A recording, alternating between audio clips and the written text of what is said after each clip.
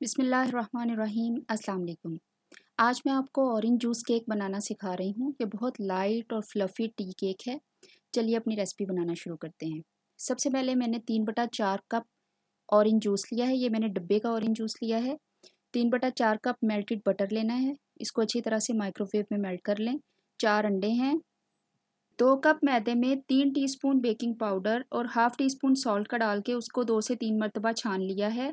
1.5 cup पिसी हुई चीनी ली है और एक अलग से छोटा बाउल लिया है जर्दियाँ अलग करने के लिए, और एक बड़े साइज़ के सांचे को मैंने बटर पेपर लगा के ऑयल लगा के रख लिया है। चलिए अब केक बनाना शुरू करते हैं। केक बनाने के लिए अंडों की जर्दियाँ और सफ़ेदियों को अलग अलग करना है। मैं इस तरीके से अलग करती हूँ। अगर आपके पास जर्दी और सफ़ेदी सेपरेट करने वाला सेपरेटर है तो आप वो यूज़ कर सकते हैं। मुझे इस तरीके से आसानी है, मैं इसी तरीके से करती हूँ।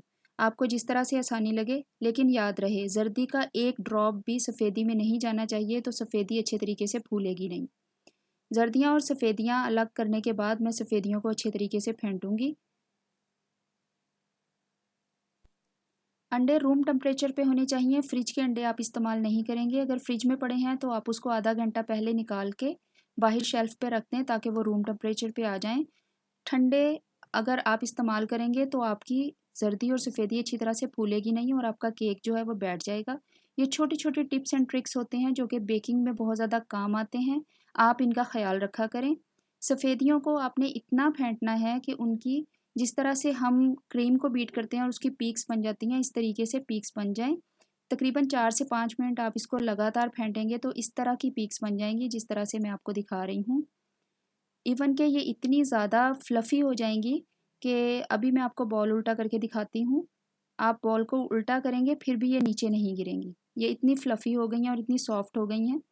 अब इसमें एक एक करके जर्दी डाल के हम फेंटेंगे। एकदम से आपने सारी जर्दियाँ नहीं डालनी। पहले एक जर्दी डालें और उसको अच्छी तरह से मिक्स कर लें, और स्पीड को यहाँ पे आपने मीडियम रखना है, फुल हाई पे नहीं चलाना। जब आपकी जर्दियाँ बहुत अच्छी तरह से फिट जाएंगी तो एकदम से फिर आपने फुल स्पीड करनी है और फिर इसको आपने बीट करना है। ये देखें, एक एक करके डाल रही हूँ। 4 जर्दियाँ हैं, 4 अंडे थे, 4 पहले सफ़ेदियाँ फेंटी हैं और अब 4 जर्दियाँ हैं, तो एक एक करके अब मैंने स्पीड जो है वो फुल कर दी है और इसको अच्छी तरह से आपने बीट कर लेना है। बेकिंग में मेजरमेंट्स का बहुत ध्यान रखा करें। अगर आपकी ग्राम्स में रेसिपी है तो ग्राम्स पूरे लिया करें, और अगर कप्स में है तो कप लिया करें। यहाँ मैं 1.5 कप चीनी अब डालूंगी। बीटर को उसी तरीके से आपने लो स्पीड पे कर देना है। अगर फुल स्पीड पे आप चीनी डालना शुरू करेंगे तो आपकी चीनी पाउडर है तो एकदम से वो उड़ेगी। तो आपने बहुत आहिस्ता स्पीड करके एक एक चम्मच करके डालना है। इसी दौरान ही मैंने इसमें ऑरेंज जूस डाल दिया है। मैंने डब्बे का ऑरेंज जूस यूज़ किया है, इसलिए मैं इसमें कोई एसेंस नहीं डाल रही। अगर आप फ्रेश ऑरेंज जूस यूज़ करेंगे तो आप एक्स्ट्रा वनीला एसेंस या ऑरेंज एसेंस यूज़ करेंगे। अब मैंने मेल्टेड बटर लिया है, वो मैं इसमें डालूँगी। बटर आपने हमेशा मेल्ट करके डालना है। अगर आपके पास बटर नहीं है तो आप ऑयल भी डाल सकते हैं, लेकिन आपने इसमें जमा हुआ बटर नहीं इस्तेमाल करना। आपका सारा केक बैठ जाएगा और ख़राब हो जाएगा। आपका बटर जो है वो बल्कि हल्का गर्म ही होना चाहिए ताकि आपका केक फेंटने के दौरान वो जमना ना शुरू हो जाए। अब इसकी मैं फुल स्पीड करूँगी और इसको बहुत अच्छी तरह से आपने फेंट लेना है। अब जब बटर, ऑयल सब फिट गए हैं तो मेरा बीटर का काम ख़त्म हो गया है। अब मैं चम्मच के साथ जो मैदा, बेकिंग पाउडर और सॉल्ट मिक्स करके मैंने रखा था, इस तरीके से आप एक बड़ा चम्मच ले लें और चम्मच के साथ आपने मिक्स करना है, और बहुत आहिस्ता से आपने उसमें बिल्कुल जो है वो बहुत अच्छी तरह से मिक्स नहीं करना कि उसकी सारी एयर जो हमने बनाई है, पहले सफ़ेदियों की, फिर जर्दियों की, फिर बाकी चीज़ों की, वो अगर निकल जाएगी तो आपका सारा केक फ्लैट हो जाएगा। यहाँ आपने मैदा बेइंतहा एहतियात के साथ मिक्स करना है। यहाँ आप अगर सही एहतियात से मैदा मिक्स नहीं करेंगे तो आपका सारा केक फ्लैट हो जाएगा। बेकिंग में छोटी-छोटी इन चीज़ों का लाज़मी ख़्याल रखा करें, क्योंकि इन्हीं चीज़ों से आपके केक जो हैं वो अच्छे फूलते हैं और ज़्यादा सॉफ्ट बनते हैं। इसको देखें, मैं जिस तरह थोड़ा-थोड़ा करके मैदा डाल रही हूँ, तो आप इसी तरीके से डालें और इसको बहुत हल्के हाथ से मिक्स करते जाएँ। ये देखिए, बहुत हल्के हाथ से इसको नीचे से निकालें ताकि अगर कोई गुठली नीचे चली गई है तो वो भी खुल जाए, और अच्छी तरह से ये देखिए, मैं केक को मैंने सांचे को पहले से लाइन करके बटर पेपर लगा के उसके ऊपर मैंने बटर लगा के और मैदा स्प्रिंकल करके रखा था ताकि मेरा केक जो है वो बिल्कुल ना चिपके। इसमें मैं अब केक का बैटर डालूँगी। आहिस्ता-आहिस्ता आप सारे बैटर को डालते जाएँ और फिर इसको चम्मच से एक लेवल कर लें। ये देखें पूरा बैटर जो है वो इसको डाल लें और फिर डालने के बाद इसको चम्मच से ऊपर से बिल्कुल एक लेवल कर लें। और फिर जब अच्छी तरह से केक लेवल हो जाए, फिर आपने इसको टैप करना है वर्क सरफेस पे, ताकि उसके एयर बबल्स अगर उसमें हैं तो वो सारे अच्छी तरीके से निकल जाएँ।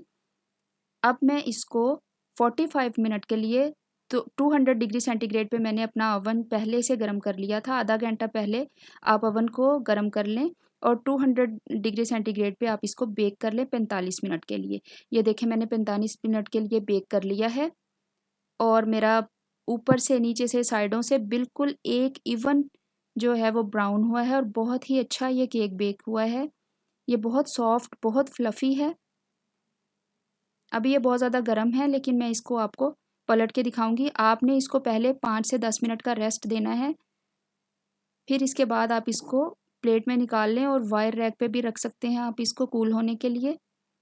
ये देखिए मैं इसको ऊपर से उठा रही हूँ और इसके नीचे जो मैंने बटर पेपर लगाया था उसको मैं नहायत आहिस्तगी से उतार दूंगी और मैं आपको दिखाती हूँ कि नीचे से भी इसका कितना अच्छा कलर आया है। और ये 45 मिनट में बिल्कुल बहुत अच्छा केक तैयार हो जाता है।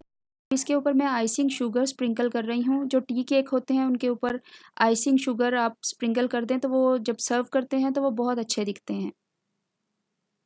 इसको अच्छी तरह से आइसिंग शुगर स्प्रिंकल करके अभी मैं आपको दिखाती हूँ कि ये कितना सॉफ्ट है। ये देखिए, ये बेइंतहा सॉफ्ट, बहुत फ्लफ़ी और बहुत मज़ेदार केक बनता है। इसको आप ऑयल से, मक्खन से, जिससे मर्ज़ी बनाएँ। ये छुरी से मैं काट रही हूँ। अभी गर्म है लेकिन आपको दिखाने के लिए मैं इसको काट रही हूँ। आप ज़रा इसको ठंडा करके काटें।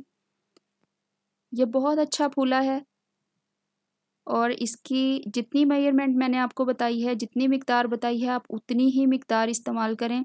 बेकिंग में आप कम ज़्यादा मिक़दार नहीं कर सकते। ये मैं अब आपको टेस्ट करके दिखा रही हूँ। ये कांटे से भी कितना सॉफ्ट है, कितना फ्लफ़ी है। तो बेकिंग में आप मिक़दार का हमेशा ख़्याल रखा करें। अगर अभी तक मेरे चैनल को आपने सब्सक्राइब नहीं किया तो आप मेरे चैनल को लाइक करें, सब्सक्राइब करें और शेयर करें और साथ में बेल का आइकन भी दबा दें और मेरे केक को बनाएं और एंजॉय करें। बहुत शुक्रिया।